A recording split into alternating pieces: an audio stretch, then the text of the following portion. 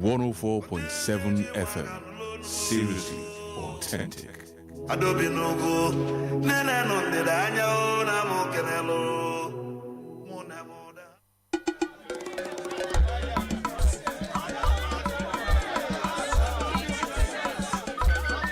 From the commercial city of Onitsha comes Udala Radio 104.7 FM, the voice of the region.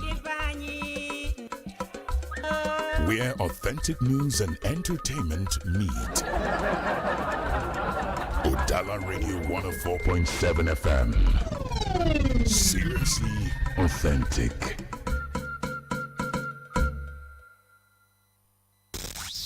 When politics unfolds, when decisions are made, we reveal the impact. Welcome to the Polity, your deep dive into the forces shaping governance, policies, and power. From the halls of government. You were there. I was not there. Check the record. Wait now. You were there. I was not there. To the voices of the people. We are suffering. This suffering is too much. It's too much. Look at the students. There's no job. They're feeling school. There's no job for them. We analyze the undercurrents, expose the intrigues, and break down the narratives that define our democracy.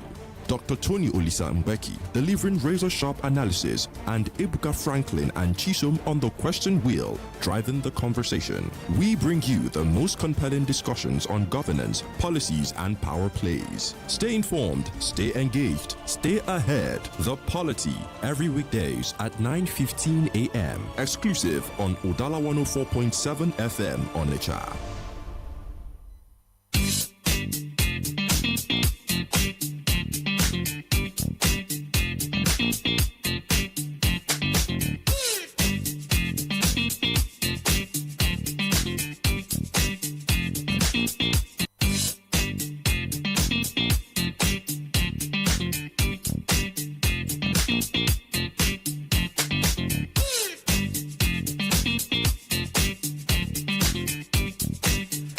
Okay, thank you for staying tuned to the Radio 104.7 FM. It's 16 minutes past 9 a.m. and we are saying welcome to the Polity on the Seriously Authentic radio station from Onitsha, Anambra State. That's where we are transmitting from.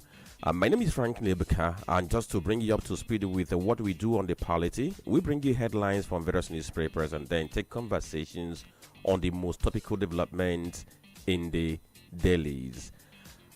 I'm not alone today. Chisom Chinedu. Good morning. Good morning, Franklin. Did you see the resignations coming yesterday?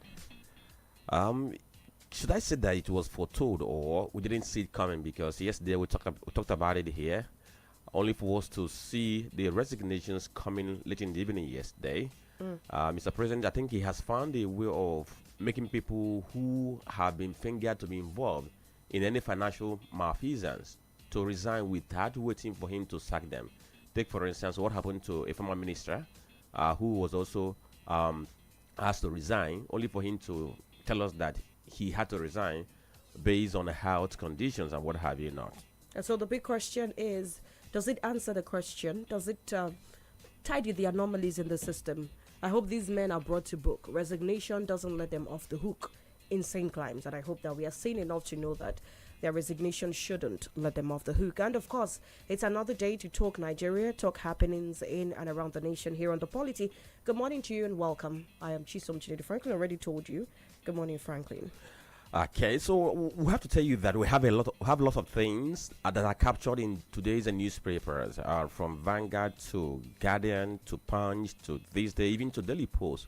All these papers, if you check them, you see various news headlines, and many of them will catch your fancy.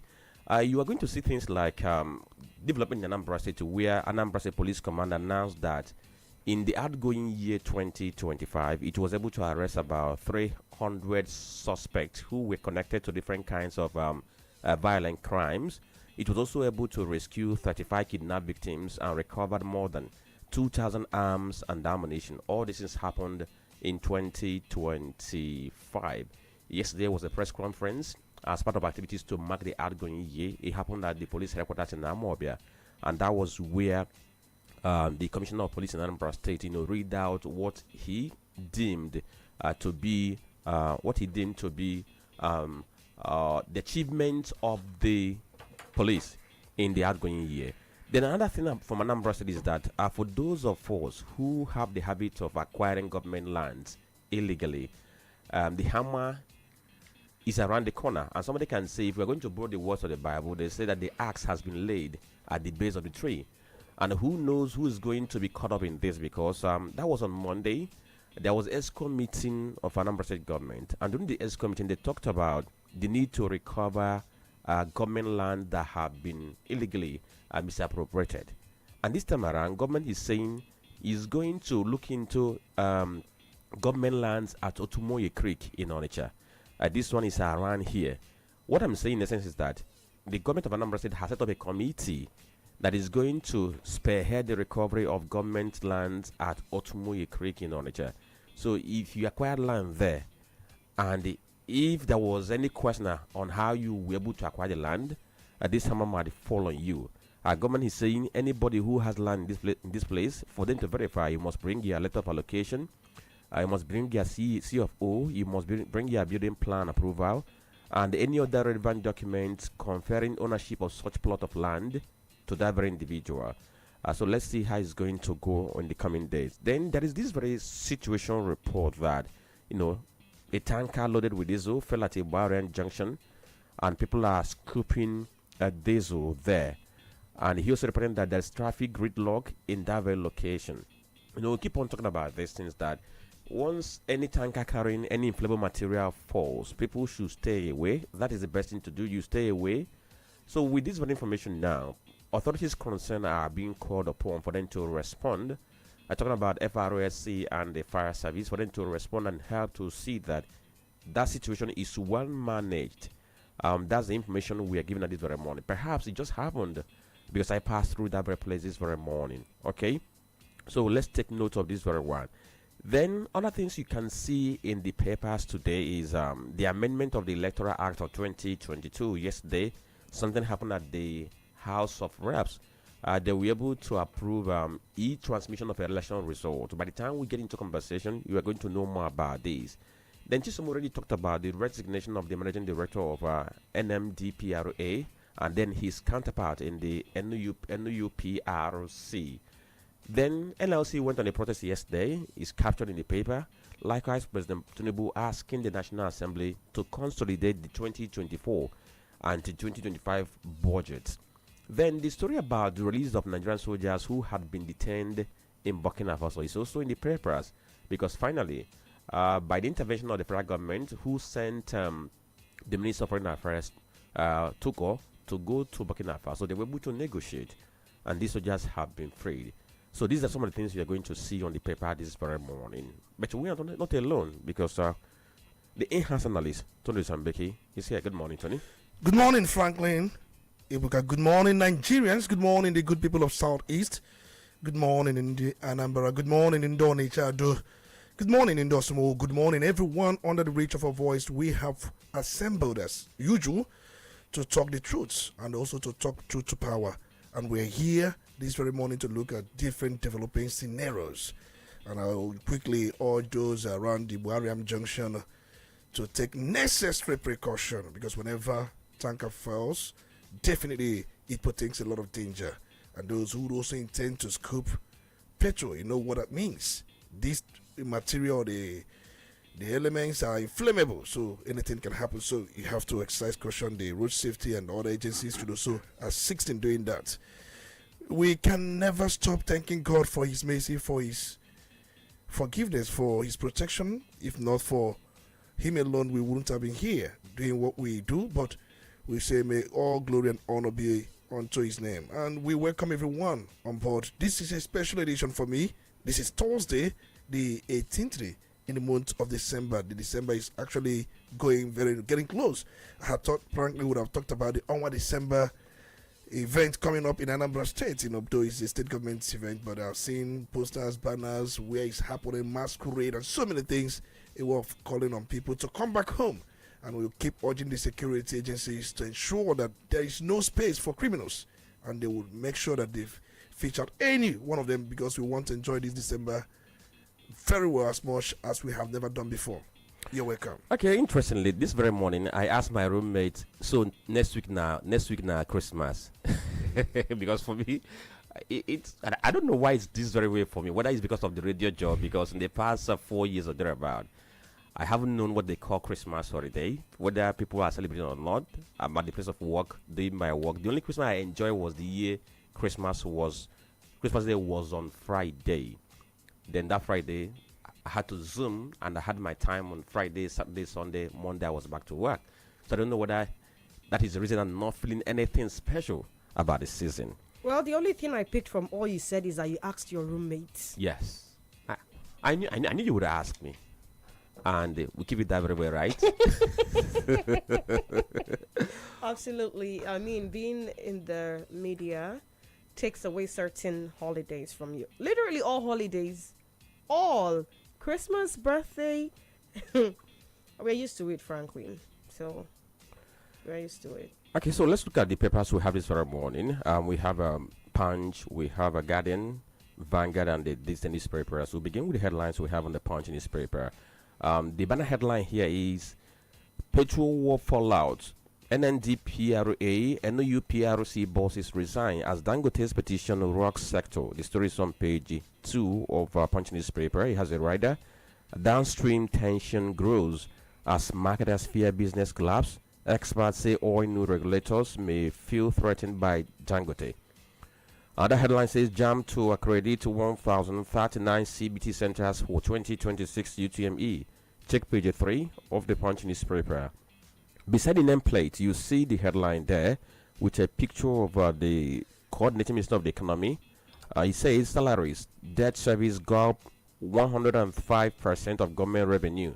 The story is on page 9. So if debt servicing and salary gulps 105% of government revenue, then what do we have to fund projects? That means whatever project we are doing in the country is being funded by borrowing. Another round of debts. Of course. Then 4 investors push for Lagos Calabar Highway concession. The story is on page 8. As the Minister of Works, David Omahi, he is the one who disclosed this. And I was wondering, why wouldn't investors be, jumping on this very contract? Because for government to allow you to, build and then toll this very road for you to recoup your money. And in Nigeria, of course, there's no control. So you can toll and get in excess of what you have invested. So, of course, you see investors jumping on that very one. Insecurity, FG NLC to meet in January. The story is on page 2. Burkina Faso frees detained Nigerian soldiers' aircraft. Check page 18 of the Punch newspaper. Another headline says FG bans wood export, revokes licenses. The story is on page 15. Malami kicks after EFCC raids KB, Abuja homes. I must say yesterday, I don't know how I was prompted.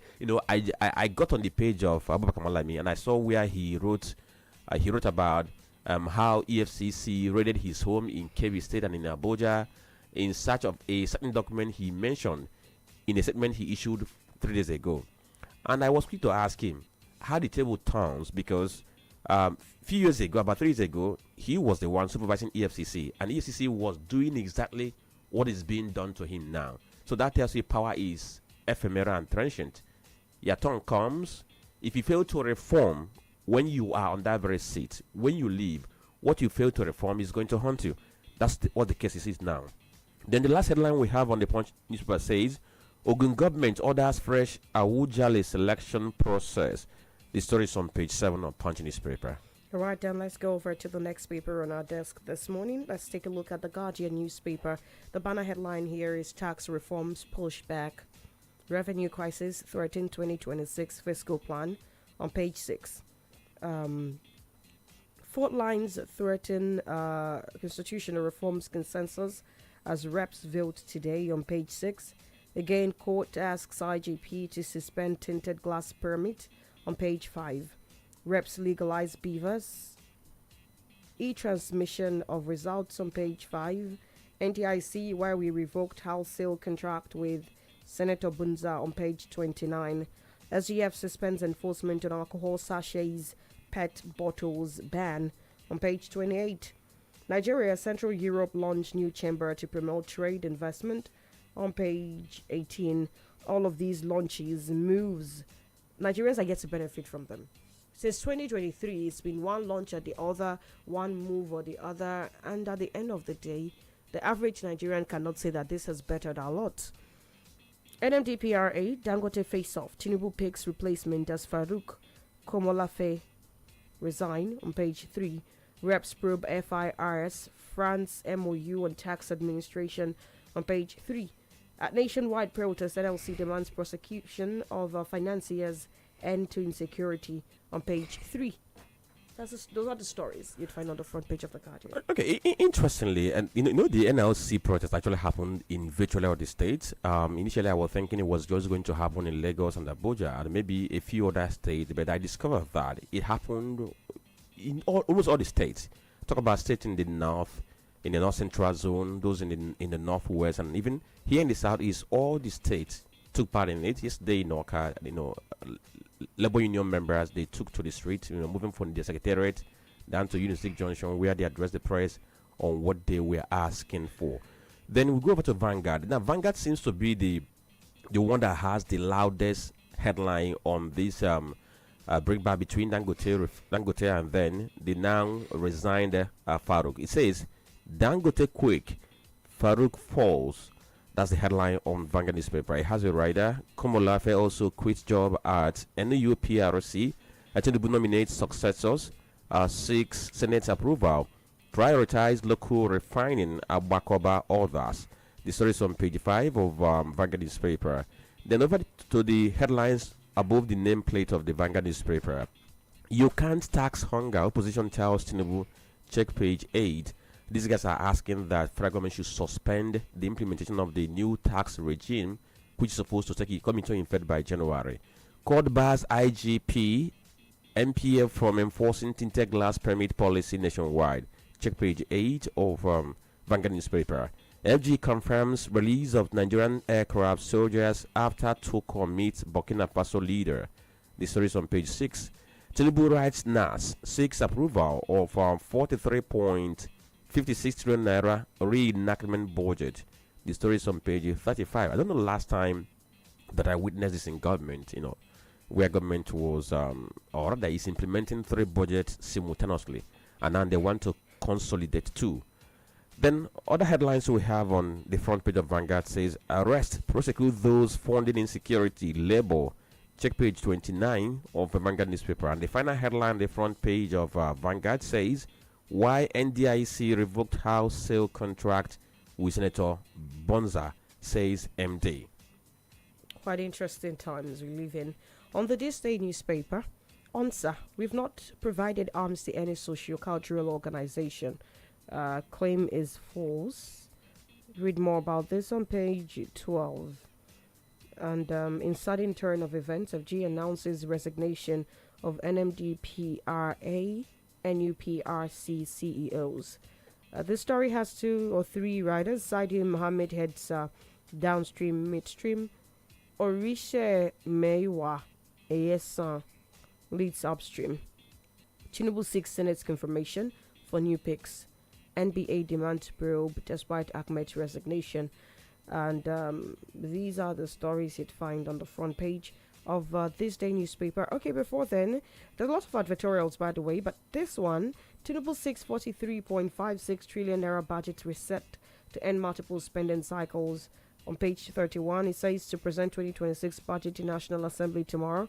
Edun Bagudu others to appear before Senate Committee on Appropriations today. And these are the stories on the front page. Okay, so we're going to get into the analysis proper. Stay with us. We'll be right back.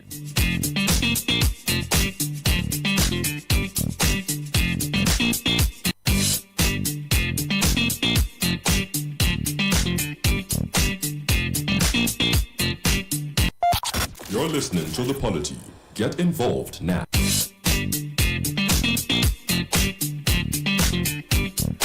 Yes, you are listening to the Polity on the radio 104.7 FM Onitsha. Talking about getting involved, so we have to now get involved into the analysis.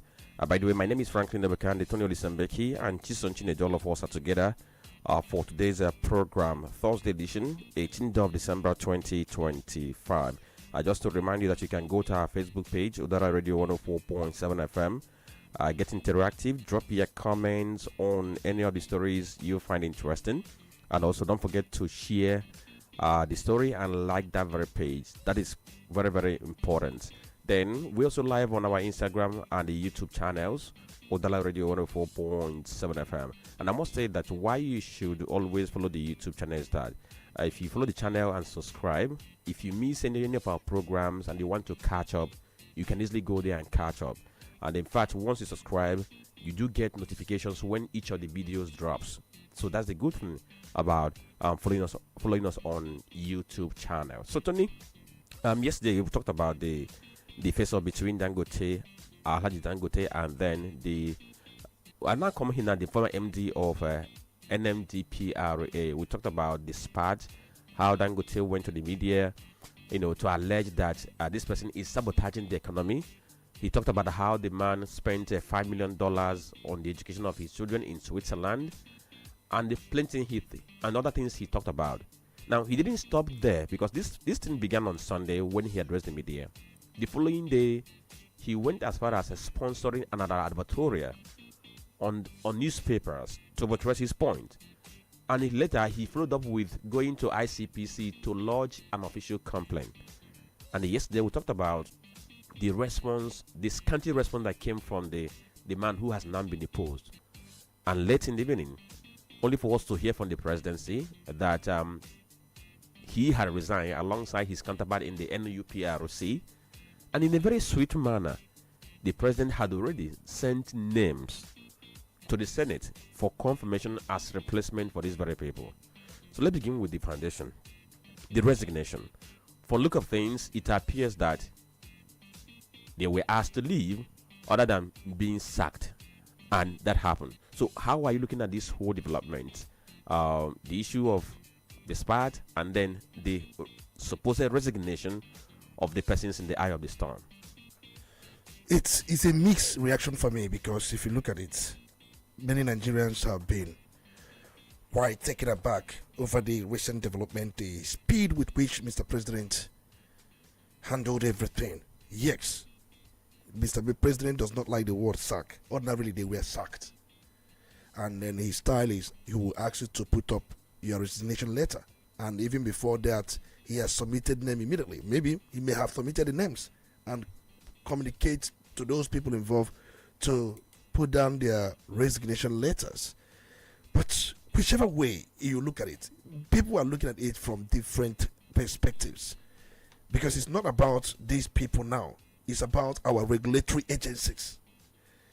The NMDPRA is a regulatory agency. It regulates the midstream, downstream petroleum sectors. So it's a regulatory agency. And before now, we have so many regulatory agencies. It's a question of a private investor in that sector triggering the resignation of the bosses or the chairman of these agencies. It pertains quite a lot. It tells a lot of story. One may argue that Mr. President did this to reassure and also to restore investors' confidence, because that very sector is very delicate as far as the Nigerian economy is concerned. We make almost 90 or 70% of our foreign exchange through sale of crude oil. So situations like these, stories like these, do not sound well for investors who would want to come into that very industry. There are those who have applied, who are still applying for OML and even oil prospecting or mining license, independent, but that one has to be the upstream anyway that handles that. Because if you look around, Mr. President did not stop at the midstream and downstream. He went also to the upstream. It is something that fuels public suspicion about regulatory capture. Just as I said, government may argue, yes, we want to reassure investors. But the real issue for me is not Dangote per se, but whether Nigeria can build regulators that are strong, predictable, and insulated from both political pressure and also corporate influence. if you look around, just like I said earlier on, we have over 60 regulatory agencies. Many Nigerians don't even know that these agencies do exist. And many of them see it as an opportunity for them to make money. And why you are there as a referee, because most regulatory agencies, they are the referees. They are there as also a compliance unit to make sure that parties play according to the rule.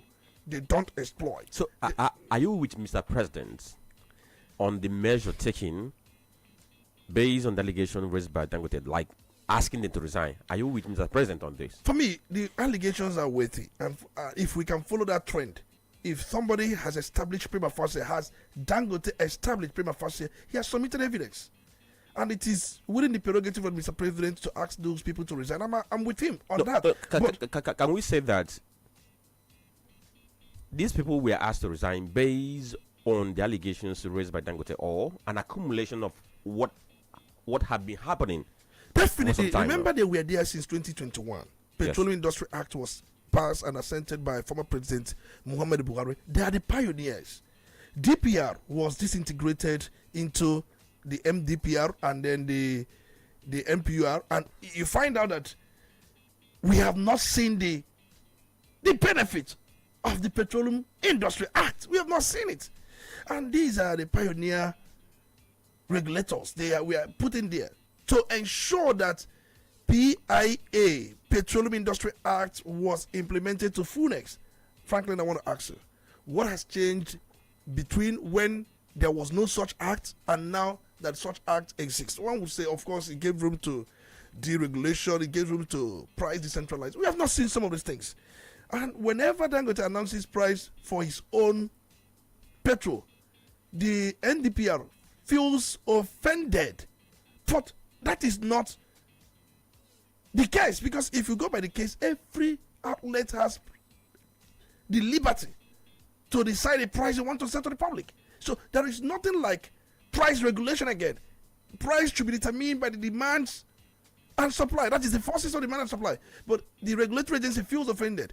I'm going to let you know, Mr. President has taken such step as far as NMDPR is concerned and then his sister body. But if you come to financial sector alone, we have different regulators. Central Bank of Nigeria is one. The Security and Exchange Commission of Nigeria, or the SEC, is two. National Insurance Commission, NICOM, Pension Commission, PENCOM, Financial Reporting Council of Nigeria. There's so many of them. Then let me ask you, how many of these regulators have been able to put up good work that would earn the admiration of Nigeria, or that Nigerians would look at and then say, oh, these people are doing well? Even when you come to telecom sector, even the Nigerian Communication Commission and even Nigerian or National Broadcasting Commission, they are all regulators. If you go to energy, there are so many of them. But our concern is the Nigerian Upstream Petroleum Regulatory Commission, that is NUPRC, which Mr. President also touched in this broad fight, and at the same time the one we have been talking about, the NMDPR. People have lost confidence in our regulators. Let me put it this way. Regulators we see in Nigeria, I'm not singling any one out, but regulators, people have lost confidence. And those who are there see it as an opportunity for their own national cake. They play the game by convenience as against by the rule. It's a case of what you can offer to us and how we can be able to help you. And when they do these things, Nigerians suffer. And I say, there are over 60 regulatory agencies in Nigeria. In any sector you mention now, I will tell you, I will list the regulatory agencies. How have they been regulating the sector they have been given such mandate to regulate? If you look around, the last I talked about, I think if you look at the Federal Competition and Consumer Protection Commission, how many consumers have been protected? We keep seeing adulterated products. We keep seeing fake commodities. So many of these things are in the market, but we have regulators who are there. Tony, let's look at the possible implications of what just happened. Because what just happened was the fact that Dangote coughed. He talked about what is not he talked about what he thinks is not good for the development of the petroleum sector in Nigeria. and then an action was taken. And some persons are expressing concern that it appears that he is now calling the shot on what happens in that very downstream sector. Do you feel this very way? And if you feel that this very way, what could be the possible implication on this very sector? Because as it stands now, there are marketers who still import petrol to augment whatever Dangote gives to us. And these marketers, some of them are feeling that it appears that we are now in the hands of Dangote. And if that is the case, that means their destiny or their business destiny is now in the hands of Dangote. I think it's not about in the hands of Dangote. If Dangote had made this statement without bringing any evidence, nobody would have taken him serious. And I bet to Mr. President wouldn't have acted the way he acted. He submitted evidence. He did. Anybody who does anything with such level of evidence submitted can trigger the person's resignation. I understand that. Because it's not about Dangote being in the hands of Dangote or one man calling the shots. Somebody made accusation and went on to submit evidence. And then he has even petitioned Independent Corrupt Practices and Other Related Offences Commission. And he's eager to defend everything. And before he made those revelations, he must have got all this information from Switzerland. So it's not about... But it's one thing for him to allege and file a petition, and that is for the ICPC to investigate and then confirm if his evidence are valid or not. I said earlier on, at what point can somebody's resignation be triggered? Prima facie. Prima facie in this sense, it is not that it has been investigated and confirmed to be true. But prima facie is the quantum of evidence you have submitted.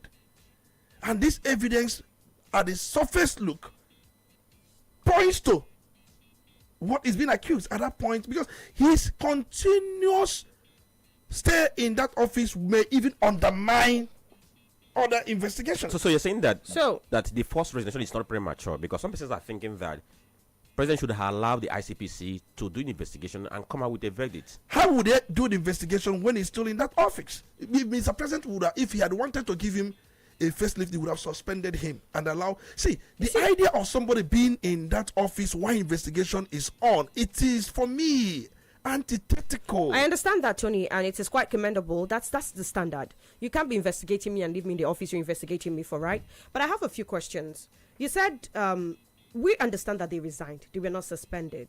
And so I am curious to find out if this is a proactive move towards accountability or a way to douse pressure. And by dousing pressure, save faces and cover tracks. Because if they had been suspended by Mr. President, then he can call for an investigation. I have suspended these people, probe them, right? But these people resigning is like on a clean slate. I just don't want to do this anymore because of so and so reason. The point is that there is still nothing really dirty tied to these people. And so I am curious to find out if you're really going to have this investigation done, or is this a way of honorably step aside and we close this chapter? I think it's one thing we've seen over the time where Mr. President would prefer you honorable step aside and possibly the chapter takes its own course. For me, that is not the way it should be. If you are stepping aside, there will be a concerted effort to ensure that the person is thoroughly prosecuted, where the state gets involved, not allowing the cause to run on its own. The state ought to get involved. Look at the case of Naji. The government does not want to get involved into it. And we've seen all manner of petitions flying and court processes between the University of Nigeria and Nsukka, and at the same time the man involved. And we've not seen. I had thought that Mr. President would make a statement on, as far as this is concerned, is a broader way of fighting corruption, that the two men, because Wenga Komolofe was not accused of anything because he was also involved, because we are talking about the Nigerian or the Nigerian upstream Petroleum Development Commission, but he was also involved by the retrenchment, or what do you call it, by the resignation, but we did not see any accusation coming on his own part. But we are talking about Ahmed Farouk. Ahmed Farouk, the state should mobilize every arsenal to ensure prosecution while investigation is on. Definitely. It's not about asking him to step aside or to resign so that the chapter be closed. I do not support that. Because the amount being mentioned is not a small amount. See, Do you know Nigeria has what it takes to fix most of our problems in education and health? Nigeria can render free education across board. All the secondary school, if federal government and state government can work together to undertake that, the money individuals spend or the money they embezzle is enough to take care of our health sector. We may not need to seek medical attention or go for medical tourism outside the country. No. These things are there. We have the money, but we allow these people to divert this money into their private pocket without plugging in the loophole. Let me come in again, because this question about what could be the possible implication of what just happened. If you read the comments of some people who are playing big in this very petroleum sector, talking about those who are, let's talk about the marketers now per se, those who also import petrol. Just like we talked about yesterday, that Dangote, as it stands now, does not meet all our petrol need. If that is as a result of shortage in the supply of crude, that one is on one hand. But as it stands now, we have NNPC and the marketers who also import a reasonable quantity of the petrol that we consume, and then Dangote supplies the rest. Now, these very marketers, they are afraid that from what happened, that the chances that their businesses might suffer more are very high. Take, for instance, we know that some of them had stocked their petrol stations. Some of them had even stocked their depot, so that hoping that they are going to make their Christmas sales, and also to ensure that that Nigeria is wet. And all of a sudden, Dangote crashed the price of petrol. And they were still talking about the losses they will suffer as a result of the importation they had made. And now, what just happened. And their fear is this. If this is the case, that means Dangote might, at the end of the day, take control of the industry and then cause the short. Now, another area we also want us to look at is to look back a bit to how this issue started, because this issue between Dangote and the Farouk didn't start today.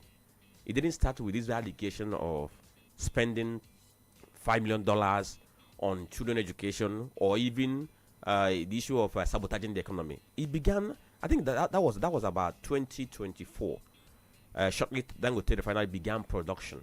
Yes, that was 2024. Now, if you recall that very time, there was a time that the Dangote's deputy director of the refinery, talking about one Edwin, he accused these very agencies boss of trying to sabotage the investment they have made in that very refinery. And he said that this man was going about giving license to importers to keep on importing petrol at the detriment of this refinery. He went back and forth. At a point, Dangote also went to the media to address the press, and he talked about what NDPR was doing. And after he said that, this NDPR man also went on air accusing Dangote refinery of producing substandard petrol. I think you can recall that. Sulfur, exactly. Petrol contaminated with sulfur. So since then till this very moment, so the issue we're looking at now, are we looking at the issue of people trying to protect their business interests, or people trying to protect the interests of investment in Nigeria and what Nigeria stands to benefit as an economy? For me, it's just they are all trying to protect their own investment. Nobody's thinking about Nigerians. It is a business war between these two people or the parties involved. One, don't be surprised if we do thorough investigation. I'm not trying to say I'm sure. If you do thorough investigation, don't be surprised that you may find prosy importers linked to Ahmed Farouk. It will be difficult for a typical Nigerian. I'm not saying it's not possible. I said it's going to be difficult for a typical Nigerian to have the power to issue license either for import of petrol or other things therein without assembling prosics who he will issue those licenses to, and those prosics are working for him, but they are not working for him using his name. They are working for him using their own names. They are prosics. People linked to him, he issue those licenses and allow them to bring in these products where he makes his own profit as the executive chairman of Nigerian Ministry of Downstream Petroleum Regulation. See, that is just one. it is them in most regulatory agencies. Once they have the power to call the shots, assemble projects, mobilize them, and you make money out of it. See, that is why Nigeria is going down on daily basis. I'm asking, let them do thorough investigation. He's not the only one who has done that. There are many. Look at Emefiele for being a CBN governor. Look at what was, discovered. A real estate, a lot, just for being a CBN governor. And what if you look at all these things discovered or recovered from Emefiele? These things are as good as enough to fix all our tertiary health institutions that are shackled as we speak. One man, just one man, who will die at one point at some time. He's not going to. No, I'm just saying that we know. I'm just trying to say that as if look at what they usually are. They don't have conscience in such acquisition. That's the point I'm trying to make. Because for them, they want to prepare even for their 20th generation. That's the way these people think. I'm just trying to let you know. That is just one. Most of these regulatory agencies, Nigerians should know about these regulatory agencies. Most times they are given powers to issue license. They are given power to do and undo. And most times they don't do it in line with the law establishing them. Right. They do it based on how much you are able to offer them. And they allow these commodities, these products, for those who are SON, for those who are, there are so many of them. So Tony, we know it's not about money. We know the country is very corrupt. Yeah, we know who bears the brunt. Fantastically corrupt. We know who bears the brunt of the corruption. The average Nigerian who has to pay more, who has to, pay more from the little that he earns because some persons are benefiting of this corruption. We understand that. But we need to restore the trust of the people in the system. Dangote has grievances, and Dangote's grievances, if I am to trust Dangote, I mean, outside of the fact that he's a businessman also looking out for all of the investments that he has made by, having the biggest refinery in the world, last I checked, okay? Dangote keeps talking about how the importation is making Nigerians pay more, how he thinks about the people, how he wants to crash the price of petrol and all of that. So I'm interested in knowing if we are ready to address Dangote's grievances. If we are setting up a panel or a committee here to investigate the things that Dangote alleges are being done in terms of, would I say, I'm twisting him to make sure that there is still a window for importation. Are we investigating that yet? Has there been a committee set up? Has there been a panel set up for that investigation? Have we addressed that? And are we really going to address that? Because if I ask, have we addressed that, and you come up with a no, and then I want to know, are we really going to address that? Knowing how we are as a people, how hands are shaked and things are shelved, chapters are closed, and the same madness continues in a different name with a different cardigan, okay? And I also want to know how we can restore the trust of the people in the system. We need to sanitize the audience table. There's no doubt. I don't know if this is sanitization, but for me, it is just, scapegoatism. That is the Farouk Ahmed and then Benga Komolafe. They have been the scapegoats as far as this audience table is concerned. And the issue is this: why would petrol not sell for 400? Have we ever thought about it? This product comes from this country, the raw crude. How much does it take for refining a liter? And how much does it also take, or what is the cost of a liter of raw crude and this refining process, and possibly the gain that those who may have done that, the transporters? If you look at the price of raw crude and possibly the price of refining a liter, and then the taxes involved, I bet you don't need to pay over 400 naira. We don't need to benchmark whatever we do here with international price, international template, bringing dollar into the system. Because for me, I think the labor is in naira, the crude is in naira, the refining, everything is in naira. So why bringing the dollar component, the dollar ratio. It makes no sense. Tony, a whole lot is involved because we are digging deep anyway. Because Dangote refinery, for instance, which we have here in Nigeria, doesn't buy crude directly from Nigerian government.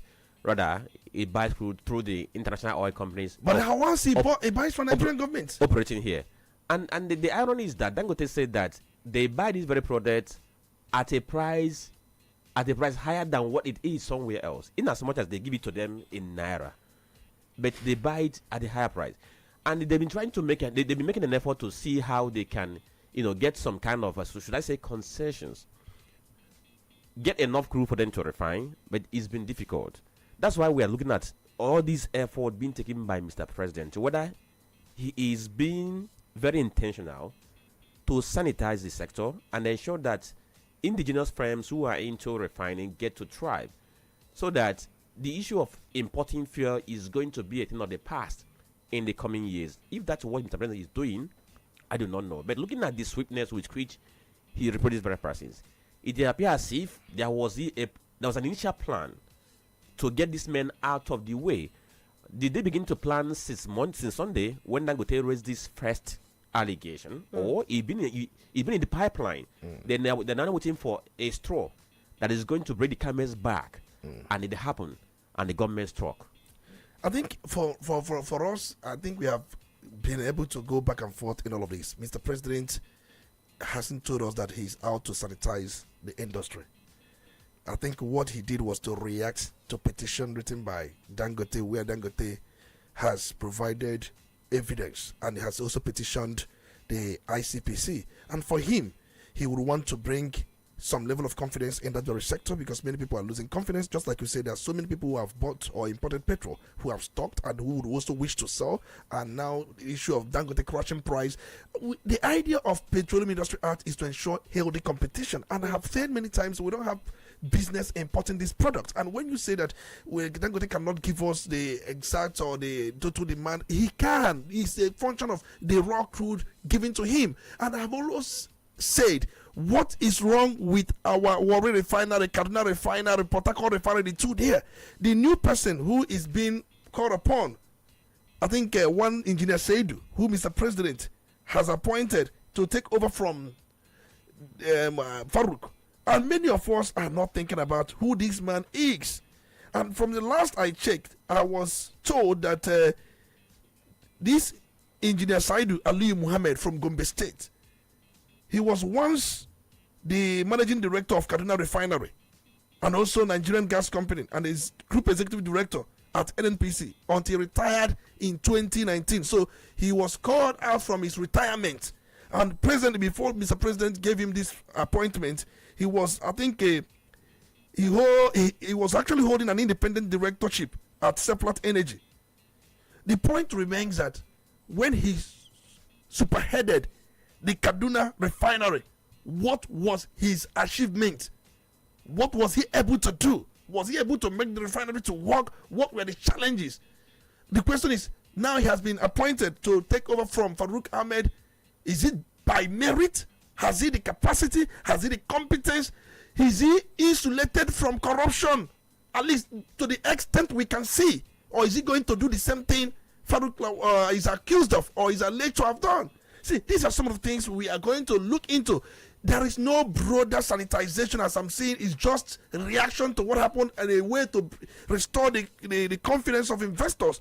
We must look beyond these. There are other regulatory agencies. Okay. A lot of things are going on in this country, and we can't pretend to, that we don't know some of these things. All right. The country is going down on daily basis as a result of these actions. So many questions have been raised on this, and we are going to leave it now and go for this very commercial break. Once we return, we cross over to what is brewing about the new tax regime that is supposed to begin by January, because some opposition members have asked the president or the federal government to suspend that. And yesterday in the House of Reps, there was also a storm because a lawmaker has raised concern about the version of the law which is in circulation, saying that from what they have seen, there is a difference between what they passed and what has been gazetted. Stay with us, we'll be right back.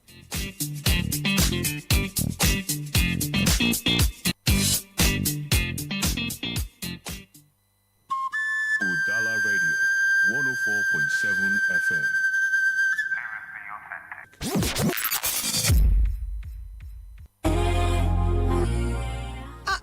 nepa don take light again. Wetin I fit do? Every day fuel don cost. How person wan take survive? I go cook soup today, tomorrow e go sour.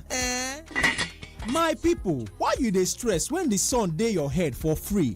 Switch to the affordable solar energy wey Wascana Solar Company dey give small businesses and homes across Naija, whether na barbing salon o, restaurant o, supermarket o, or your 2 or 3 bedroom apartment. Wascana Solar get correct durable solar wey go serve you wella. No more NEPA wahala, no more expensive fuel. Let the sun power your business and home for free. And no forget o, solar fans, solar lights, everything dey available. Call Wascana Solar now for 0806 374 2374. I repeat am, 0806 374 2374 or send email to wascanasolar@gmail.com. Visit their office near Olive Relief after Marble Hill School Junction, Okpanam Road, Asaba, or Classic Line Zone 2, A4 Electrical Dealers International Market, Obosi. Wascana Solar, Okumube. When the city sleeps, the river remembers. When the drums call, Onitsha awakens.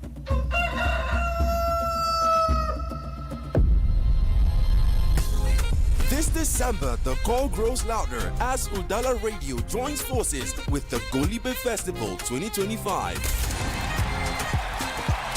From December 2016 New Year's Day, the heartbeat of the East comes alive. Music, laughter, art, culture, and the unstoppable joy of homecoming.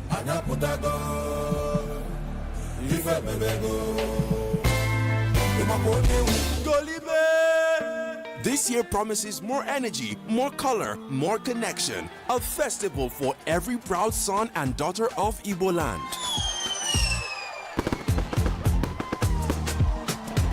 Stay tuned to Udala Radio, your front row seat to the celebration that never fades. Golibe Festival 2025. Exclusive media support by Udala Radio. It's not just a festival, it's who we are.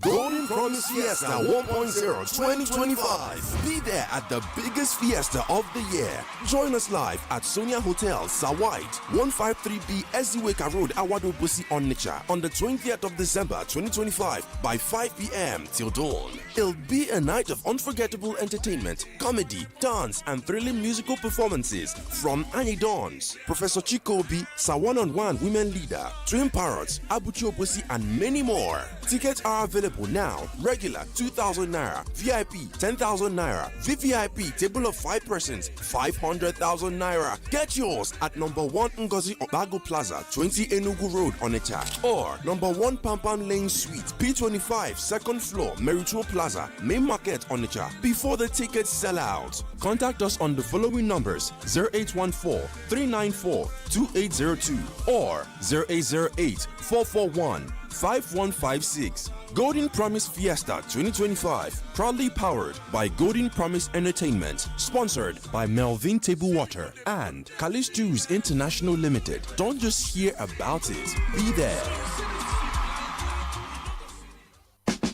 Your investment is just one drop. On its own, it can only do so much. Now, imagine a million more drops.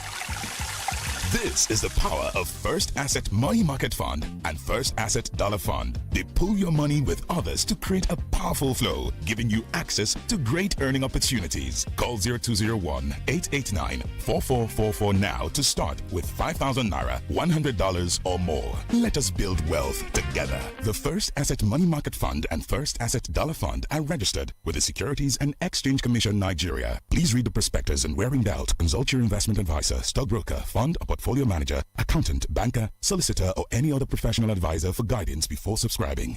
Golibe, Golibe, Golibe! Onitsha, are you ready? The festival is here. And this year, Kate's Associated Industries Limited, manufacturers of Dubai antiperspirant deodorant, will show up, not just to turn up, but to turn up fresh. December 26th to 31st, Chuba Ikpeazu Stadium will be hot. Street carnival, dreamland for children, masquerades, high life nights, full December cruise. But please, do not let enjoyment get you caught on fresh. Get Dubai antiperspirant deodorant, the roll-on that holds the body, holds groove, and hypes December. Golibe Festival, proudly supported by Kate's Associated Industries Limited.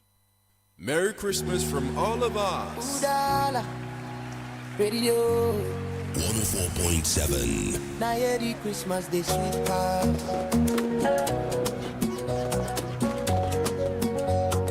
Let's go. Bells they ring for the street tonight. Children they dance under Christmas light. Mama they cook jollof, aroma they rise.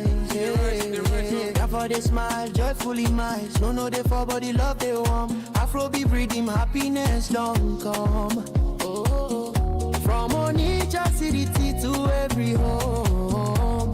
Now celebrate the Chinese food is on. It's a Udala Christmas.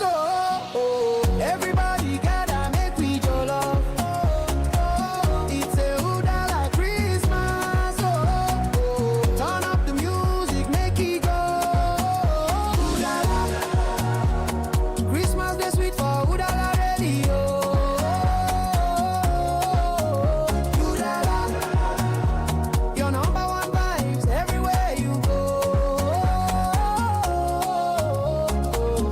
Up the tree, let it shine, let it shine. Love for the season, make we share, make we bind. From morning to night, Udala hold you tight. Now Christmas magic, pure delight. Udala, Udala, Christmas day sweet, oh Udala, Udala, feel the beat, oh. From all of us at Udala Radio. Merry Christmas, ya wetalanye angole no bioto. Merry Christmas and a Happy New Year from all of us at Udala Radio 104.7 FM, the voice of the region.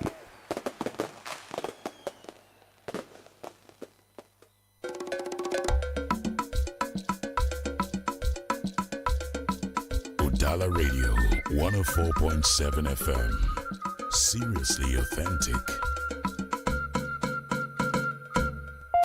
You're listening to the Polity. Get involved now.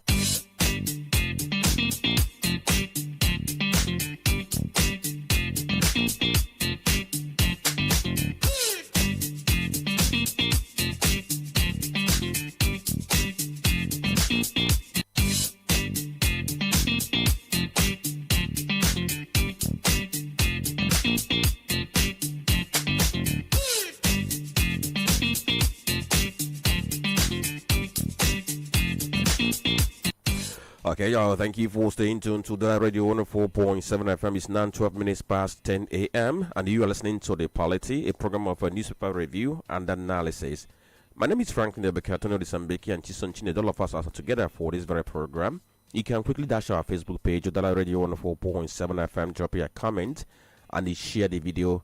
We're going to appreciate that. So, I talked about switching the gears and moving to what happened regarding fresh storm brewing over new tax law. Yesterday, the National Opposition Movement demanded the immediate suspension of the tax plan's implementation, warning that forcing it through would worsen the living conditions of Nigerians. In fact, there was a press conference yesterday which was held at the Yaradua Center in Abuja, and this very group, spokesperson Chile Ibawa, he said Nigerians were already struggling with poverty, unemployment, and rising living costs, insisting the new tax regime would be punitive. We can't forget that government of Nigeria has from time to time said that the essence of the tax regime is not to punish Nigerians, rather to increase government revenue and at the same time ensure that people pay what they're supposed to pay. And they've been trying to explain to us that those people who are on the lower level of the society, that they are exempted. If you are earning a certain kind of money, you are exempted from paying tax and what have you not. But a lot has been said, but it appears that it has not well settled among Nigerians. But what actually picked yesterday was the fact that a lawmaker raised a concern yesterday, saying that what the lawmakers passed is different from what they have seen circulating. I'm talking about the lawmaker, a Sokoto lawmaker, Abdul Samad Dasuki. Yesterday, he raised a concern, saying that there have been discrepancies between the harmonized versions passed by both chambers of National Assembly and the gazetted copies which were released by the federal government. So, Tony, what do you think about this development, that there are differences between what the lawmakers passed and then what was gazetted and released? And they're saying that it's not even typo error or clerical error. Rather, they've seen alterations, they've seen insertions, and these insertions and alterations were meant to diminish the oversight functions that were embedded in this very law.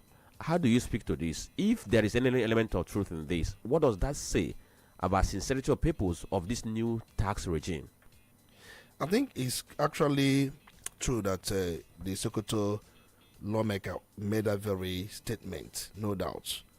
Because if you look at what he said, and then it's something that we must investigate and find out how true that could be.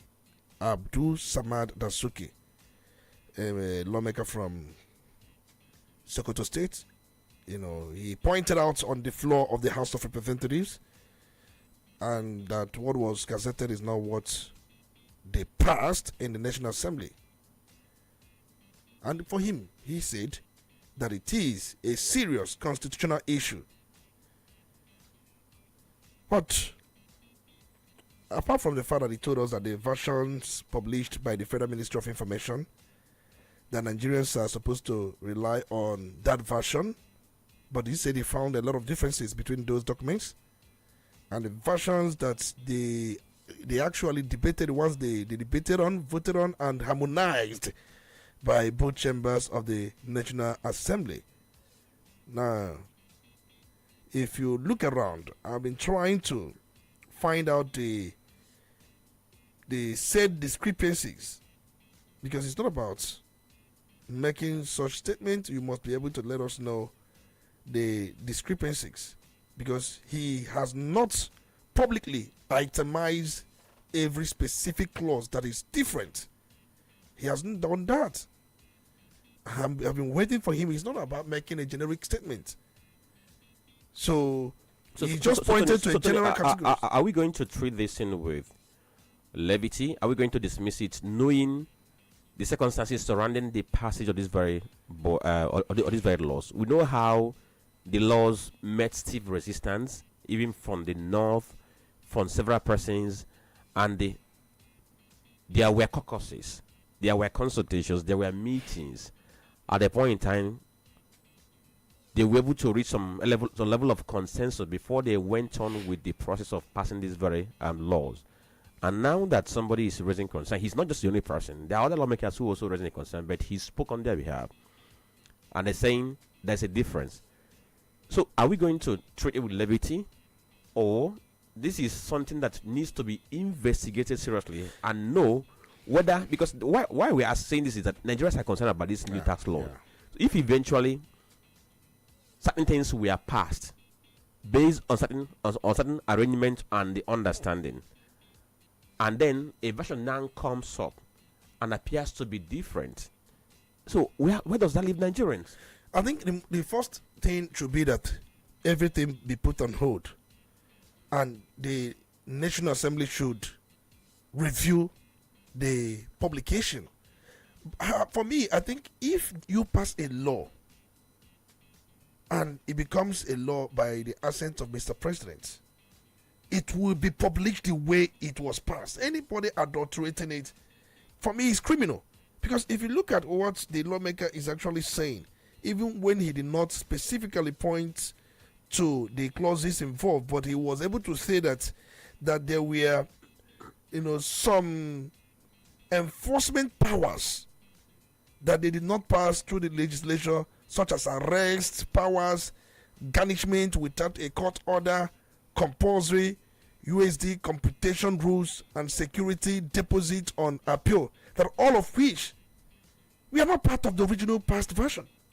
So, and if you look at the issues, they are quite germane.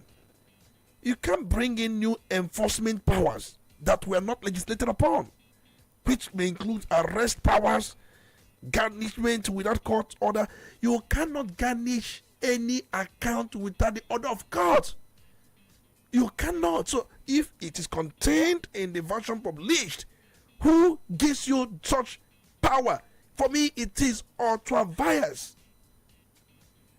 Even if it is contained expressly, it cannot be contained expressly in that very tax law without court coming in.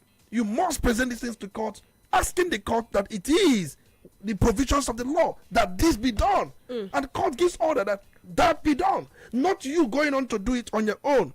So if you look at some of the things Abdul Samad pointed out, even when he did not cite the clauses, he did not specifically pinpoint those things, but we have got the understanding of what he's actually talking about. It is a serious infraction for me if this is investigated and found to be true. So he went further to even say that in the integrity of officially published law is actually under question. From this, he has explained they're actually under question. We need to look at that. And the Senate President and the Speaker of House of Representatives and even the committee that did work, they should start talking. They should start talking about these provisions that were inserted, that were not part of it, or which she said they were not legislated upon, and all of a sudden the Minister of Information make a publication giving a different version against what they have. And we have 2026 around the corner. And there have been a lot of misgivings, many misconceptions about these new tax laws. I have said many times, Nigerians are not averse to tax payments. Nigerians are averse to accountability. Absolutely. Because some of these things, we are not seeing the result in our health institutions. We are not seeing the result in our road infrastructure. We are not seeing the result in our environment. We are not seeing the result of some of these taxes. And if you look at Chapter 2 of the Constitution, it is not justiciable. How can I pay tax for a development where I cannot go to court to challenge why that was not done? What kind of country are we in? I have said it many times that if you go to some of these countries we look up to, not that they don't have the mindset we have, but just that the system blocks everywhere. Accountability becomes the issue. The Prime Minister of UK cannot instruct the Chancellor of Esquire to release a fund that is not appropriated, not budgeted for, not even scripted in anything. He cannot do it. But here it can be done. Tell me any governor that will tell his accountant general to release money for this, and the accountant general will say, I will not do that. Okay. It's a case of accountability. All right, Tony, because why we want this to be investigated is the fact that this is an executive bill. It came from the executive. And if eventually anybody feels that something needs to be twisted, let's get to investigate and find out the true state of things in this. Then let's look at the another thing coming from the National Assembly. This time around is coming from the House of Reps, because the House of Reps has actually approved a key amendment to the Electoral Act of 2022, formally mandating the use of bimodal voter accreditation system (BVAS) and real-time electronic transmission of election results from polling units. That amendment also introduces a 5-year jail term for presiding officers found guilty of declaring false results. The approval came after a clause-by-clause consideration of the report on a bill for an act to amend the 2022 Electoral Act presented by the House Committee on Electoral Matters. The House also adopted sections which repeal the 2022 Act and embed stringent technological provisions. Let's talk about this. Now that we are going to have this now reflected in the Electoral Act, is it going to make any difference in the management of the integrity of our election? You're talking about real-time voting? And then the use of BVAS for accreditation, and then the issue of mapping out punishment for any electoral officer, presiding officer who gets to announce a false result. The problem is not about the law itself. It's about the implementation of the law. We've got so many laws, good laws that are good, but the question is, how do we implement these laws? And who are those entrusted in implementation? And how compromised or uncompromised those people are? Many people who are in that scenario do sell out because of the weak institutional structures we have in this country. This may not make any difference. It may not, because yes, how many electoral offenders have we seen prosecuted, and one can really say for sure, so Mr. A, Mr. B, Mr. C, they are serving so terms in jail, or they were asked to pay so fines. And I've said, until we take issue of disqualifying political parties and candidates from election for 10 good years, because that's the one that will make sense to them. You give somebody a fine of 500,000, a fine of 5 million. What is 5 million to so many of them? It's not even up to the money they give their girlfriend. And you are giving that person as a fine. And you want to make a difference. Until we start taking serious steps, where if an agent working for a political party is found to have made such infractions, that political party is working for the agent, they will not participate in election in 10 good years' time. It's because even if you do that, you know what they will do? They will collapse the party and go and start registering a new political party. But the agent will not. You see, the problem we have is we have the problem of having a solid law that really take care of every, loopholes. And we also have implementation. We also have issue of supervision. We also have the issue of accountability. In all of this chain, there is one issue or the other as a result of what we know. And we have said many times, it takes leaders with such foresight and altruistic disposition to say, you know what, enough of all these anomalies. And we have not seen such set of leaders. I don't know how it will come. I don't know. Is Nigeria redeemable? Is redeemable. When? I don't know. The thing is, we are just talking about this list in most of these sectors, and it is just a merry-go-round thing. Merry-go-round. For some is turn by turn against your turn. You do your own thing. Okay, Tony, if these very amendments says through, because by the time they are done at the House of Reps, of course, it has to go to the Senate for concurrence and what have you not. Then if it goes through, there's also one provision there, looking at that clause 47, which I want to point out. Let's see, because some time ago, the immediate past INEC chairman had hinted at the possibility that you are going to go for an election on election day without your PVC. You can be accredited and you vote. Now this time around, this very clause is trying to replace the smart card reader and allow voters to present electronic identification, including downloadable voter card with unique QR codes. That's the technology. I've always said that the issue of manner way of doing things is just steps way back. We are in a digital era. A lot of things are done real time. My concern is, are they going to introduce electronic voting system? We've thought about electronic transmission of results. Are we going to have a dashboard where votes trickles in while we watch?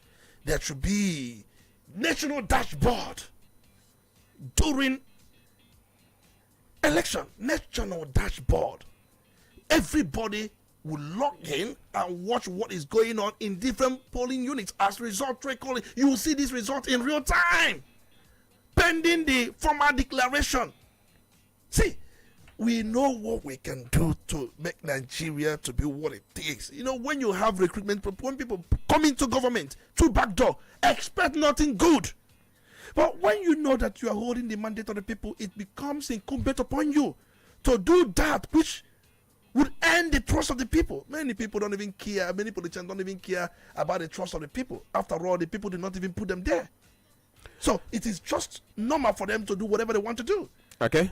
All right. So at this point, we have to go for commercial break. Once we return, it will be time for us to open the phone line so that you can join this very conversation. So if you're ready, of course, we're going to be ready by then. And another thing that seems to be getting headlines is this intervention by the SGF on the ban on the sale of alcohol in sachet and PET bottles. In fact, 2 days ago, I was passing through a certain park and I saw how these alcohol in sachet, how they were lined up for people who drive there. For drivers and conductors. These are people that will convey you from one point to the other. They will be in the aqua or in the pool of alcohol. Why they do that? We're in the hand of, in fact, in the mercy of God. All right, thank you. It's even more crazy because some of them have these sachets on their mouth or in their mouth and they drive. You know, they sip on it while they drive. And they have people on the road, like police officers, who they just pass and nothing happens. And we have regulatory agencies who are also regulate. I'm telling you things I have witnessed. See, all of us are involved. Even guess what? Sometimes you see these very drivers, they have it in their mouth and they're talking to you. They're being a jet. and you bargain with them and going to a new alcohol. No. All right, stay with us right back.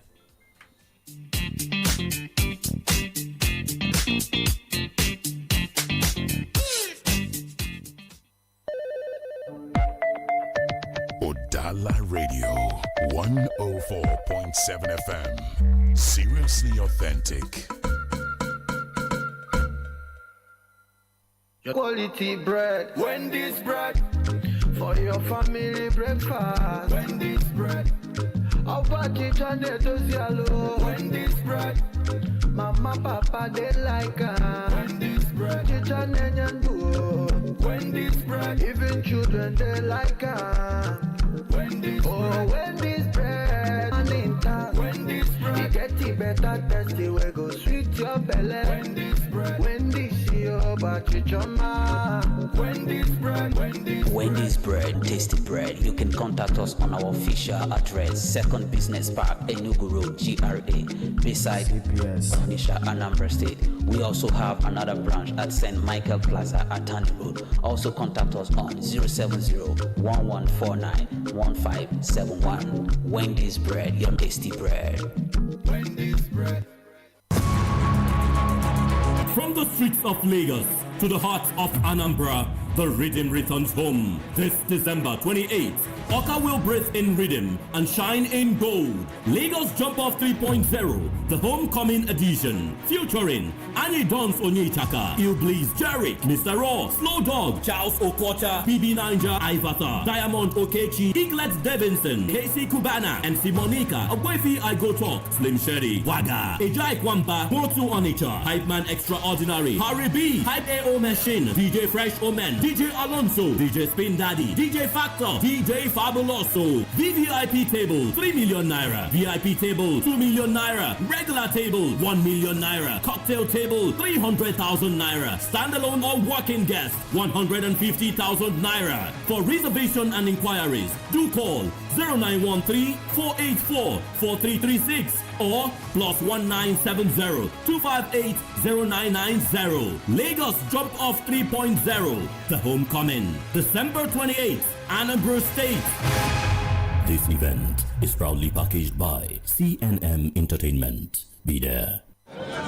Ụbọchị dum jupụtara n'ọtụtụ ihe omume mana ego gị nọ nkịtị ebe ọ dị.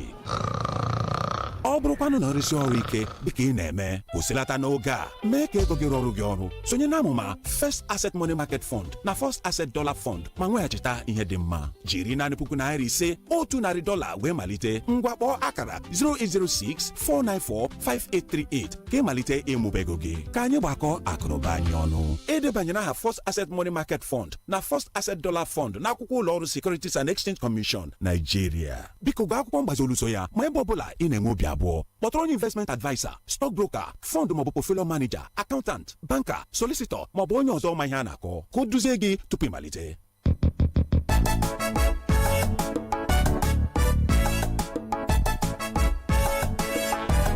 When you think of roofing, think of strength. When you think of durability, think of beauty. And when you think of all three combined, think Best Aluminium MFG Limited. At Best Aluminium, we don't just manufacture roofing sheets. We create protection, comfort, and style for your home and business. Whether you're building from scratch or repairing an old roof, we have exactly what you need. Our products include stone-coated roofing sheets, aluminum roofing sheets, and colored roofing sheets. But that's not all. We also offer residential and commercial roofing services, roof repairs, gutters, emergency roofing services, and even durable cookwares that bring quality to your kitchen. Visit us today at 30/32 Anyika Street, Awada Obosi, Anambra State, or call us right now on 0806-416-2374 or 0706-059-6203. With Best Aluminium, you're investing in peace of mind, in beauty, and in the future of your home. Because when it comes to roofing, the best choice is always Best Aluminium MFG Limited. Tomorrow's technology today.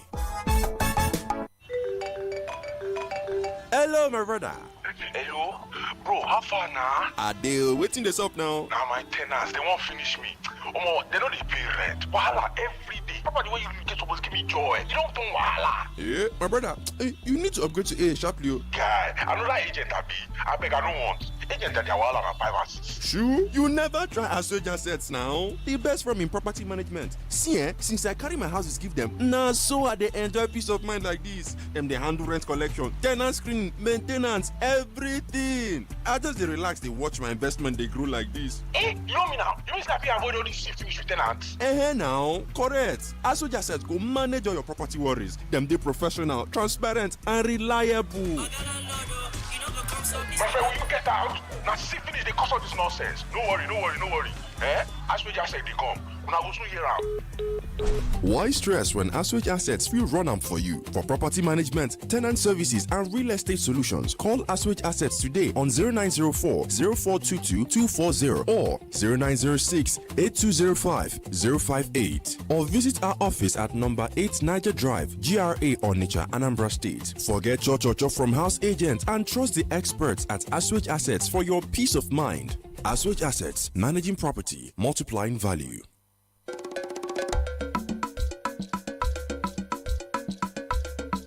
Udala Radio 104.7 FM. Seriously authentic.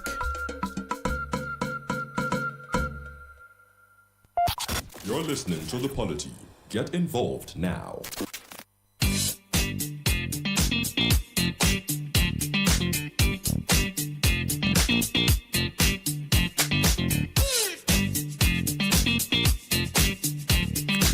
Okay, thank you for staying tuned to Udala Radio 104.7 FM. And I must tell you that apart from what you saw, the off the mic conversation seems to be the sweeter one because that helps you to get into other banters and other discussions not captured on. My name is Franklin Ebekachi Son Chinedu and Olisa Mbeki. We are together for this very conversation. At this point in time, we have to open the phone lines to hear from you regarding the issues we have brought to you this very morning.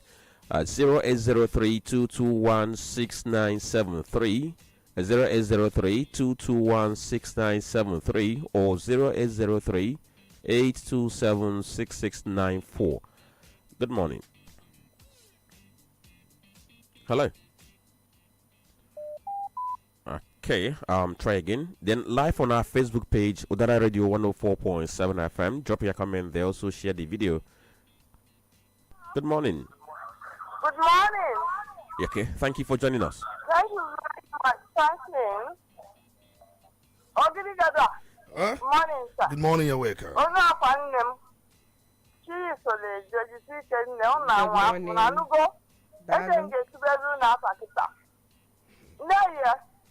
I thank you very much, all of you in the studio, for being a good representation of the fourth estate of the realm. I've been a strong critic of the fourth estate of the realm, saying that if the fourth estate had done its job, or has been doing its job the way it should, this administration would have done better than it is doing now, rather than leading us through the dark highway of a thick of forest that does not even exist in Nigeria anymore. We don't have forests anymore in this country. We destroyed the forest for firewood. We have gas. We have petroleum. We have Peru. Everything where we destroyed our forest. Bamboo, we don't have because the fourth estate of the realm just decided to keep it. But I'm happy. Things are happening. Glory be to God Almighty. Our country will not go into the abyss. We must bring our country back to where God wants it to be. I'm not giving up. I'm growing older. I'm going to 70 and still counting. It must be better than I made it. My children, grandchildren must make a better country now. Issue at hand. That man, Farouk, he just wanted to Pasmaga. Get over that man, the one that says, oh, he shook the table. Adam Shomole. That guy wanted to shake tables. Dangote turned this table around. And he has brought us back into a new era in our country. I'm begging all of us to support everything that God gave us in this country that is good and beautiful. All right. Okay. We have it. Have Thank you. yourself a wonderful day because I'm having one. All right. Bye. Thank you. Hello, good morning. Hello, good morning. Okay. Try again. Let's see whether we're going to have a better communication there. 0803 221 6973 or 0803 827 6694. Good morning. Good morning, Mr. Ebuka. Good morning. Good morning, Dr. Olisa Mbeki. You're welcome. It's good to have you. Thank you, sir. Obike from Obosi. Go on. I proceed. I want to comment on this truck issue. You know, time to time in this country called Nigeria, it can happen in different states. At times the thing will fall. For people to go to fetch something there, you see, the thing will spark.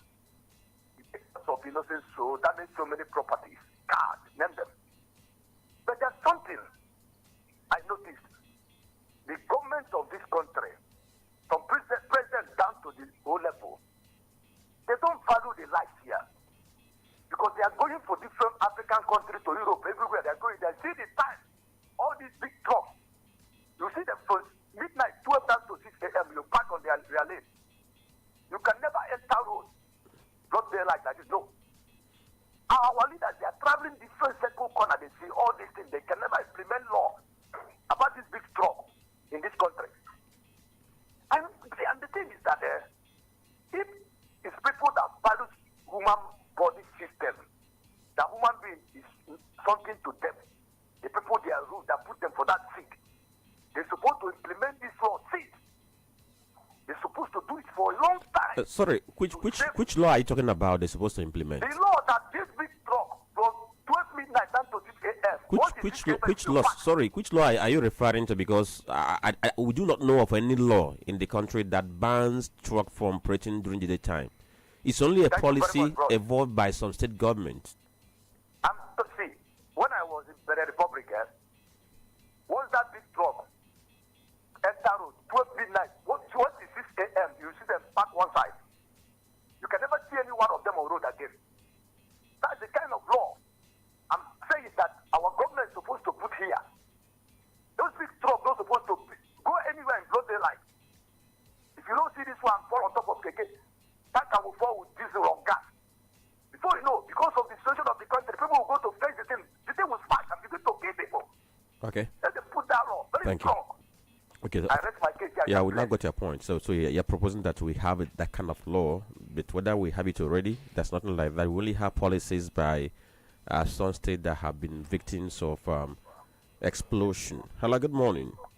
Good morning, Franklin Ebuka. Yes, good morning. Thank you for calling. Good morning, my chief speaker, Olisa Mbeki. You're welcome. Good morning, system. Good morning. The voice of Honorable Idenze, Mayor Okusukume Okulora, Otendo and Nozi. I want to speak on the amendment bill, the bill that these people signed, not even amended, that as bill. You can see that what that young man is saying might be true. Because sometimes like this, because that the people that are representing us are now holding us accountable, and they are not standing for us. Whatever the presidency do is good for them. Everything goes. But I thank this young man. But the only problem is whether they will be investigated and bring out the truth out of this is number one. Then, Dangote, the way things are going in Nigeria, you can see that all these people are just fighting for their pocket. So that this one, Dangote is saying now, will be favorable to the man. But you will see now that the president what he is doing in this matter is not the right thing. He is supposed to suspend this people, then investigation will be made. And these people, if it is true, although it is true because Dangote have evidence of what he's saying.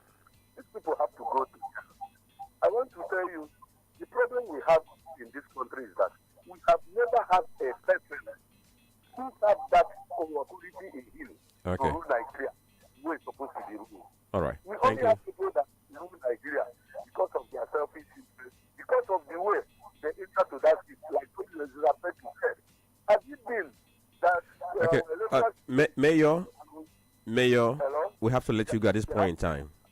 Thank you. Thank you for understanding. We'll have to let you go. Please manage your time very well, okay? So that your brothers and sisters will be able to have their own time too. Good morning. 0803-221-6973 or 0803-827-6694. Good morning. Hello. Good morning, Udala Radio. Yes, you're welcome on board. Good morning. Your name? I see something that making. Good morning. How's the money there? Olisa Mbeki, goodbye, sir. You're welcome. It's good to have you. I like your analysis. May God bless you on this analysis where they give for us. Because we give us truth. You know the shape mouth to give us what will happen for this country. Anybody will suffer. That's what they tell you. So about Dangote issue, there's no wasting going on about Dangote issue because Dangote she tried to make it happy small, but they want to place him now. He make one bring the person whether they go answer the message against him and with Dangote. Now he make go appoint this person yesterday at the state. Events at the person back. So thank you, Olisa Mbeki. May God bless you and may God bless Udala Radio. All right. Thank you for calling. We appreciate your input. Hello. Good morning. Hello, good morning. Yes. Welcome on board. Good morning. Your name? My name is Mike. Michael, right? Mike James. I'm calling from others. Okay. Go on, Mike James. Thank you very much. You see, the people we're having in this country, Nigeria institutions is weak. No matter the number of rules and the law that we are going to bring new law, we are not going to make use of it. Okay. Try again. I think we lost that abruptly. So if you can try again, let's see whether we'll be able to have further input from you. Good morning. Hello. Hello. Good morning. Good morning, Franklin. Yes, your name? Good morning. Good morning. Go on, Mr. Bazo. Thank you. The issue of tax padded, because I'm calling it padded because they padded this one again. And you ask Nigeria, when is the citizen going to have confidence in the government of the country? If this thing can happen, you bring something and they will assign it and you will go at the back and change it. How is this country or the citizen of this country going to have confidence in this government? And cover that whenever they tell you this, you go at the back of those things, start waiting for them because those things lie. Everything this government is bringing in is all about lying. Lying. And when a government is dealing with people with lies, nothing good comes easy. And you think that something is going to come out of this investigation. Even if the investigation is only is to come, who is going to investigate? Is it the Senate president? Is it the speaker? Is it the lawyer? So what are we going to do? This is just stuff like that. What are they going to do about this habit now? There's nothing we can do. We are in the mess of God because if they say what they will do this, they will do it. And nothing is going to happen. They all know that nothing is going to happen. They have taken all Nigeria for food. Nobody knows what is right and what is wrong. And even if you know what is right, you cannot approve it because those people that are in power have sit on those things. It's very bad. See what is going on between Farouk and Dangote. It's all about private interest. No, even Dangote is not working for the people. Neither Farouk. All of them are for their own personal interest. They are fighting, and when they do elephant fight, the prices offer. That is what's going on in Nigeria. And you see it. This thing you see today is not going to stop. Okay. Because the people that is doing it is inside it, and they can never remove it. All right. Thank you. Thank you for joining us. Let's get to our Facebook page and see what we have there. Okay, so let's see your comments now. I am going to read what I see before you accuse me of abridging your comments. Okay, I hope that You have written what I can understand, and the letter is not so long that I cannot read it. Because when you write me a very long letter, I apologize in advance. I will summarize it. Obey JP says, I really appreciate the federal government of Nigeria's effort to release the detained army personnel. We must learn from all of the things happening. Morechi Kwadirom says, Farouk Ngbenga's resignation is quite suspicious. Either they were instructed to do so, you mean to say, or they are running trying to cover up. Meanwhile, the amendment of Electoral Act won't work because Nigerian politicians are favored in this present cage. Moreover, it won't be implemented, and many Nigerians will not be happy to the lawmakers if they later put a stop to intake of sachet of alcohol. Okay, you mean to say they won't be happy with the lawmakers if they put a stop to the intake of sachet alcohol. Okay. Gochuku Frank, he says that going forward, the present administration servitude rubbish will not near Burkina Faso ever again. If he wants to slave around for Macron next time, he will avoid Burkina Faso and its environs. I think he's making reference to the aircraft that was seized and the officers that were detained. Odili Aloysius, he says, I am still surprised on the matter why Abubakar Malami, who is a former Attorney General and Minister of Justice, is crying over his persecution by the EFCC. This is a man who has disobeyed many court judgments and court orders. He used EFCC against some persons. Today he's crying, asking the court for an order or for the EFCC chairman to hands off from his trial. This is a case of what's going around, turning around, or what goes around, coming around. The same law he used against some persons should equally apply to himself. Okay. John Ekum, I was surprised the other day when you celebrated only 6 months on board. Your analysis are very refined. Come on, Tony is not just 6 years in the industry, bro. Udala, 6 years on board. Tony, everyone in this studio, I think the least anyone has spent in the industry, in the studio, I mean the three of us, is 8 years. And that would be me. So, put some respect to that name, bro. Now he says petrol prices are very high, but rates of transportation are higher. Please, are there no regulators or no regulations for transport prices? Izuchuku Chukura Salt, he says the Farouk issue is yet another example that underscores what is wrong with this system. One can only imagine how differently this matter would be treated if Farouk were an Igbo man.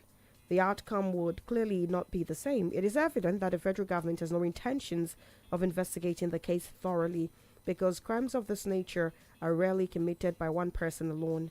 A truly holistic investigation would open a can of worms and expose far more than is currently being reviewed. In Nigeria, truth and justice do not prevail. Quite articulate. Obiago Ikechukwu, Farouk's resignation is not enough, and proper investigation must be done if we are serious in this country. I am hoping that the resignation is not just to calm the matter down while the allegations are left unattended, or the pampering of some untouchable individuals, the same way we've not heard about the investigation on the former River State Solar Administrator again. Yes, what's his name now? Iba still hasn't given any documentation of how he ran River State for 6 months, or maybe it's a private document only accessible by the president. I haven't seen it in public domain. Eric Prosper says if Dangote keeps doing this kind of thing, I swear Nigeria will be better in no time. Gochuku Frank, Mr. Farouk should be properly investigated. We don't want to, or the idea of him resigning, and that's the end of it all. Then, as for Dangote, Nigerian government mustn't allow him to monopolize the oil sector, just like he did with cement in a sino climb he must compete. And Okwe Young, he says Nigeria should be aware of deepened corruption system more than insecurity because our politicians are not ready to strengthen institutions. No transparency, no accountability, and no education and awareness to empower citizens with knowledge. Who will come to save Nigeria? Okay, who will come to save Nigeria's government? That's what he said from Benue State. Okay, we're done, That's right? Okay, so you mentioned. Bless you. You mentioned River State, talking about Ibas, who hasn't accounted on how he ran the office. I think that was yesterday. Fubara talked about how much he met when he returned. He said when he was leaving, he left 300 billion in the account and returned and met 600 billion. And I must say that Fubara has been talking based on the pressure which has been coming from the Speaker of River State House. I mean, maybe this kind of relationship they have might help to enhance accountability in governance in that state. Let's see how it goes. So, Tony, we have to wrap up now. Should we be able to talk about a bit of that very memo that came from the office of the SGF asking NAFDAC to suspend the enforcement of the ban on the continued production of alcohol in sachet and PET bottles? It was meant to begin by December 2025, this very December. In fact, the enforcement date had been postponed twice. I know when NAFDAC began this very journey, at a point in time, the industry players said they were not given enough time for them to do the transition. There was meeting, consultations. At the end of the day, they agreed that it's going to begin by December this year. But this time around, office has said suspend and don't move any inch. If you're going to do anything, it's going to be in contrast to what government wants. So this issue of stopping production of alcohol in sachet and PET bottles, government said is meant to safeguard lives and bring about sanity on motoring.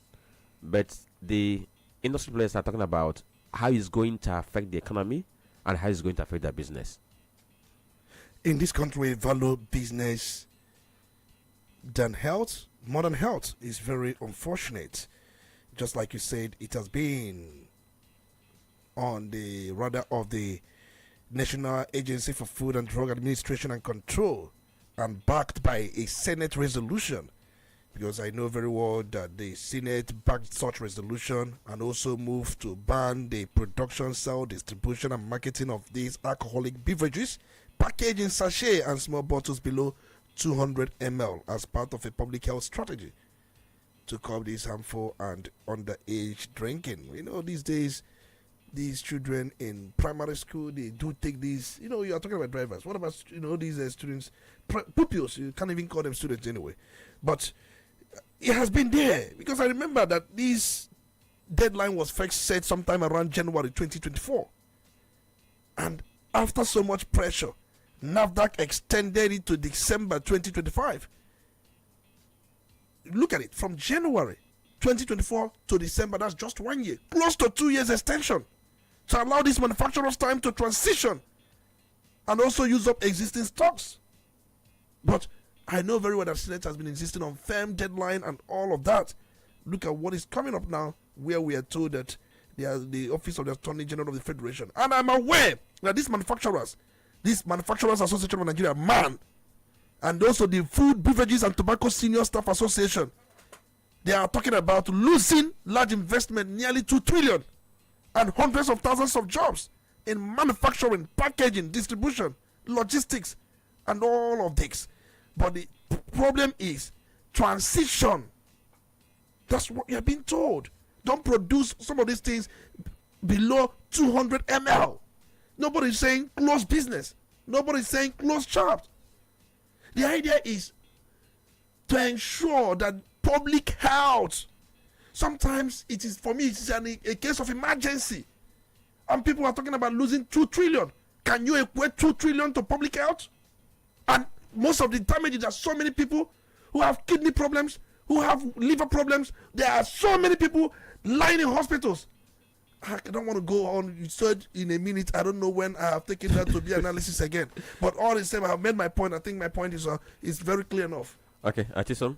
Well, like I would always say, at the end of the day, it takes the average Nigerian to make Nigeria work.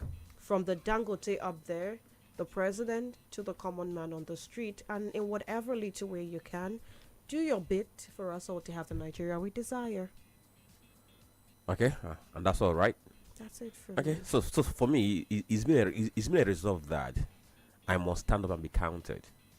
But it depends on how I want to be counted, whether I want to be counted on the good side or on the bad side. But if you ask me to choose, I want to be counted on the good side. So on that very note, we thank every one of you for joining to this conversation. We appreciate all your inputs. From Tony, Chisom, and I, Franklin Ebuka, we thank you all for listening. Good morning.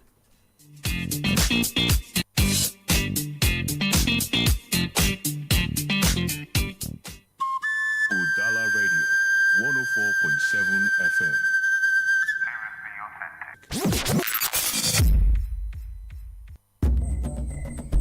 When the city sleeps, the river remembers.